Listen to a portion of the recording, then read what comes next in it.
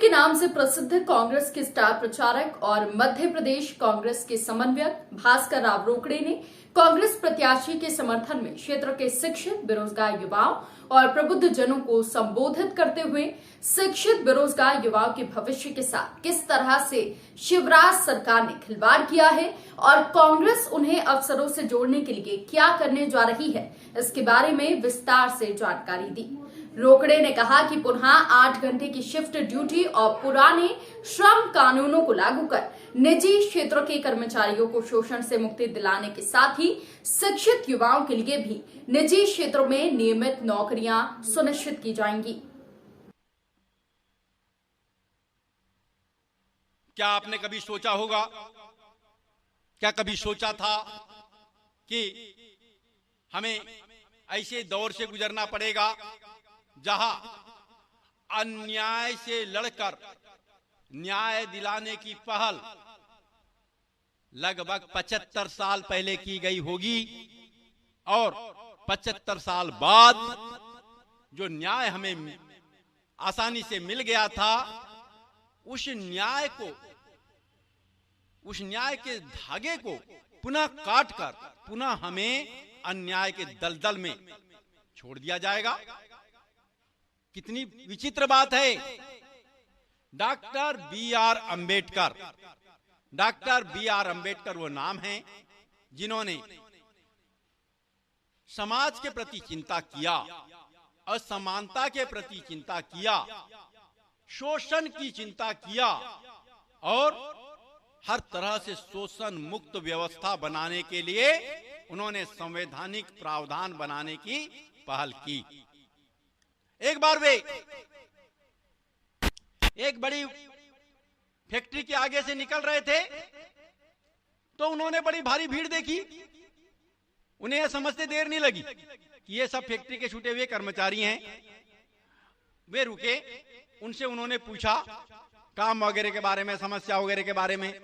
तो सभी लगभग रुआसे से अंदाज में थे, बड़े भारी परेशान थे। उन्हें बोला भाई हुआ क्या बात है, परेशानी का कारण क्या है? बोले साहब हमारी ये स्थिति है कि हम लोग 12 से 14 घंटा तक की शिफ्ट ड्यूटी करते हैं। कितने घंटे की? 12 से 14 घंटे की। जब हम सुबह घर से निकलते हैं तो हमारे बच्चे सोए रहते हैं और जब हम रात को घर पहुंचते हैं तो बच्चे सो जाते हैं। कई दिनों तक हम बच्चों को नहीं देख पाते। पत्नी बोलती है घर का सामान कौन लाएगा? बड़ी विचित्र स्थिति है।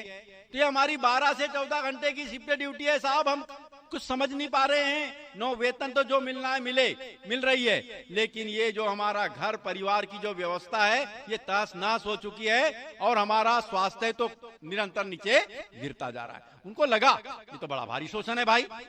12 से 14 घंटे की शिफ्ट ड्यूटी, उसके बाद में घर से जाने आने का समय लगा 2 घंटा, तो कितना हो गया? अरे भाई 16 घंटा। अब वह व्यक्ति परिवार को समय कब देगा, ये चिंता का विषय था। तो बी आर अंबेडकर ने उसी समय निर्णय लिया कि किसी भी कंपनी में, शासकीय हो अर्धशासकीय हो, कोई भी उपक्रम हो, उसमें कार्य का समय 8 घंटे से अधिक नहीं होना चाहिए। शिफ्ट ड्यूटी 8 घंटे से अधिक नहीं होनी चाहिए। तब से मित्रों 3 शिफ्ट हो गए। 3 शिफ्ट का समय बना 8 4 12, मतलब सुबह 8 से 4, फिर 4 से 12, फिर 12 से 8। ये शिफ्ट ड्यूटी बन गई। इससे नौकरियों के अवसर भी बढ़े, अधिक लोगों को नौकरियां मिलने लगी। एक तो ये बड़ी अच्छी सुविधा उस समय बी आर अंबेडकर जी ने दिया। इसके अलावा एक बात और सामने आई। कई कंपनियों में ये होता था, अपना ओहदा लेके लोग जाते थे, गेट तक पहुंचे, गेट पर गेट पास लेने के लिए पहुंचे, बोले नहीं आपको तो नौकरी से निकाल दिया गया। बोले कैसे भाई, कल तक तो हम नौकरी में थे, आज कैसे निकाल दिए? तो बोले बस कोई पूछ परख, ब्रिटिश शासन काल में कोई पूछ परख नहीं थी, कोई कानूनी दायरा नहीं था। नौकरी पर रखने और नौकरी से निकालने की पूरी आजादी उद्योगपतियों को थी। तो डॉक्टर बी आर अंबेडकर ने श्रम कानूनों का निर्धारण किया। हर कंपनियों में प्रतिनिधि यूनियन बना। उस यूनियन के माध्यम से यदि किसी को नौकरी से अचानक कोई निकाल दे तो वो प्रतिनिधि यूनियन के पास में जाते थे, यूनियन न्यायालय में जाता था। नौकरी से निकालना किसी भी कंपनी के लिए सामान्य बात नहीं थी। तो हमारे निजी क्षेत्र के कर्मचारियों को न्याय दिलाने के लिए व्यवस्था बी आर अंबेडकर ने दी। अब हुआ क्या? सन 2020 की बात है, कोरोना हमारे देश में आया ही था, थोड़ा बहुत लुके छिपे। उसी समय में विदेशी उद्योगपतियों का प्रतिनिधिमंडल प्रधानमंत्री से मिला और उन्होंने कहा, साहब हम आपके देश में उद्योग लगाना चाहते हैं। तो चौड़े सीने वाले हमारे सत्ताधीश ने कहा, नरेंद्र मोदी जी, उन्हीं का सीना बहुत चौड़ा है भैया, आप भी जानते होंगे ना, समझ गए ना चौड़े सीने का मतलब। तो उन्होंने कहा, देख नहीं रहे हो मेरा सीना कितना चौड़ा है, आइए स्वागत है, आइए आइए। तो बोले हाँ साहब हम आने को तैयार हैं, हम उद्योग लगाने को तैयार हैं। तो बोले आइए लगाइए, फिर क्या दिक्कत। बोले हमारी बात मान लीजिए, 2 बात मान लीजिए, केवल 2। बोले कौन सी? पहली बात तो ये, आपके यहाँ जो 8 घंटे की शिफ्ट ड्यूटी BR अम्बेडकर ने करके दिया है वो बिल्कुल गलत है। अंग्रेजों के टाइम में 12 से 14 घंटे की शिफ्ट ड्यूटी हुआ करती थी मित्रों। उद्योगपतियों ने बोला वही चाहिए, वही चाहिए। तो हमारे मोदी जी ने बोला बढ़िया, कोई बात नहीं, चलो 12 घंटे की शिफ्ट ड्यूटी की। तब से 12 घंटे की शिफ्ट ड्यूटी हो गई।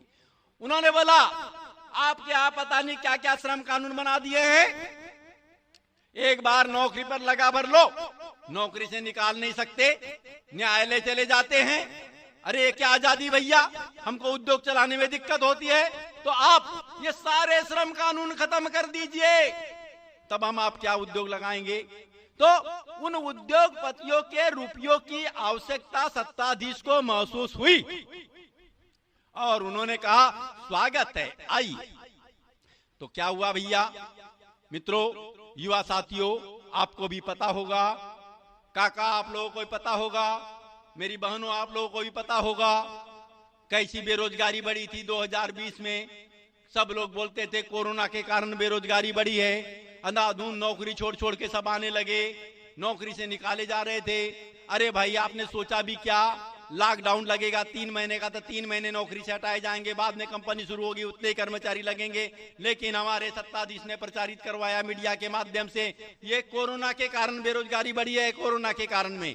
और ये प्रचार करते हुए हम लोग सब भूल गए, इसी प्रचार में दब गए, सुन लिए। हकीकत हुआ क्या, 8 घंटे की शिफ्ट ड्यूटी को जब 12 घंटे कर दिया गया मित्रों, तो आपको जरा गणित वणित है क्या नहीं, जरा गणित को समझिए तो सही भाई। अरे गणित ये है कि एक कंपनी में एक शिफ्ट में 1000 कर्मचारी, तो 3 शिफ्ट में 3000 कर्मचारी होते थे।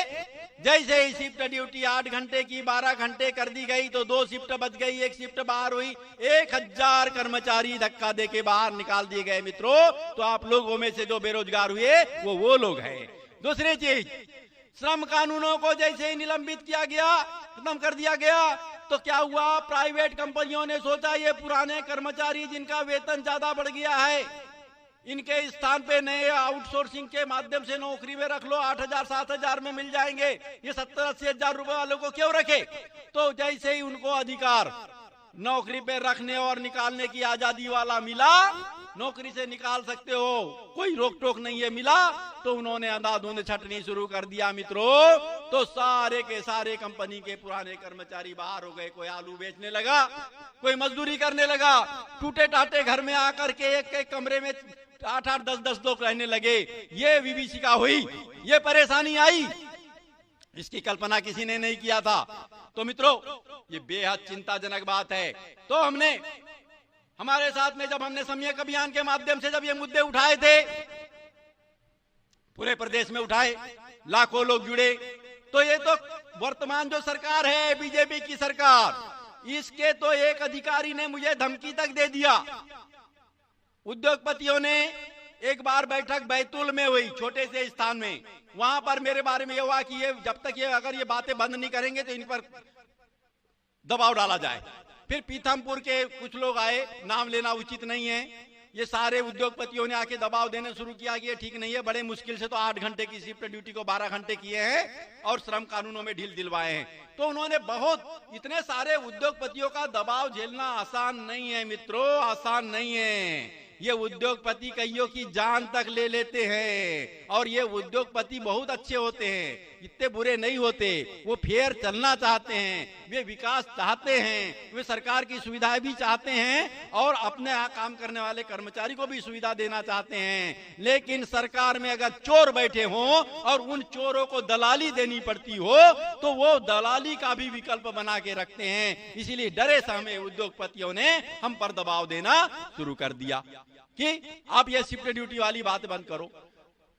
हमने ये संकल्प लिया सम्यक अभियान के माध्यम से कि हर हालात में पुनः 8 घंटे की शिफ्ट ड्यूटी बहाल कराएंगे मित्रों, और ये जो श्रम कानूनों में ढील दी गई है इसको पुनः पूर्ववत करवाएंगे।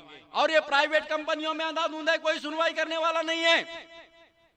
रोजगार कार्यालय तो बंद से पड़ गए हैं, कोई प्लेटफार्म नहीं है सरकार का। तो सरकार का एक प्लेटफार्म होगा, प्लेसमेंट डिपार्टमेंट सरकार का बनाया जाएगा। उस प्लेसमेंट डिपार्टमेंट में जितने भी कंपनियां हैं वो जितने भी कर्मचारी रखेंगे उसकी पूरा लेखा जोखा उनके पास में होगा। और यदि कोई कंपनी कर्मचारी को किसी कारण से नौकरी से निकालती है तो उससे पहले उसे प्लेसमेंट डिपार्टमेंट से अनुमति लेनी पड़ेगी। इसका मतलब यदि आपको कहीं नौकरी लग गई है मित्रों तो जीवन में अस्थिरता पैदा नहीं होगी। नौकरी जाने की वजह से आपके बच्चे की पढ़ाई नहीं रुकेगी, आपके घर का खर्च चलाना कठिन नहीं होगा। ये व्यवस्था कब होगी? यानी पुनः 8 घंटे की शिफ्ट ड्यूटी बहाल कब होगी?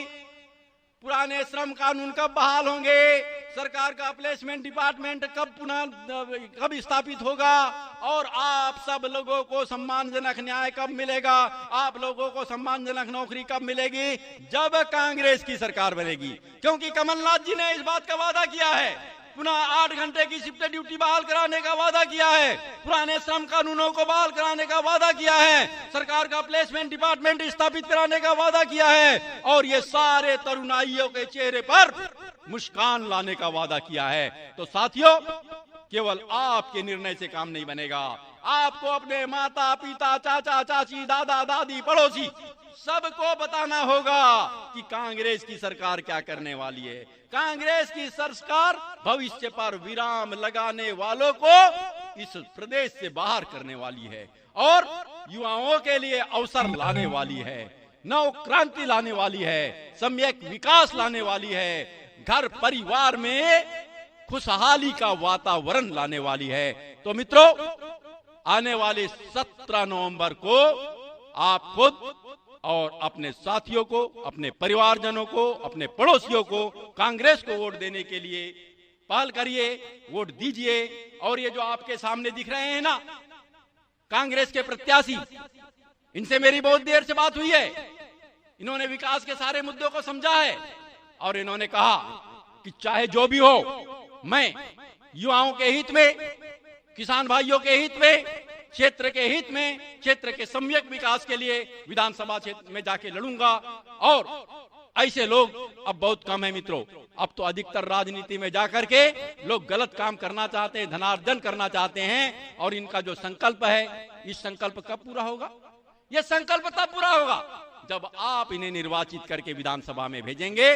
तो साथियों, आप 17 नवंबर को याद रखिए, कांग्रेस के साथ चलिए, कांग्रेस के हाथ को याद रखिए, कांग्रेस का हाथ थामिए, कमलनाथ को मुख्यमंत्री बनाइए, कांग्रेस को चुनिए, तब जाकर के सम्यक विकास प्राप्ति होगी। और इन्हीं शब्दों के साथ, इन्हीं भावनाओं के साथ अपने वाणी को विराम देने जा रहा हूं। जय हिंद, जय जवान, जय किसान।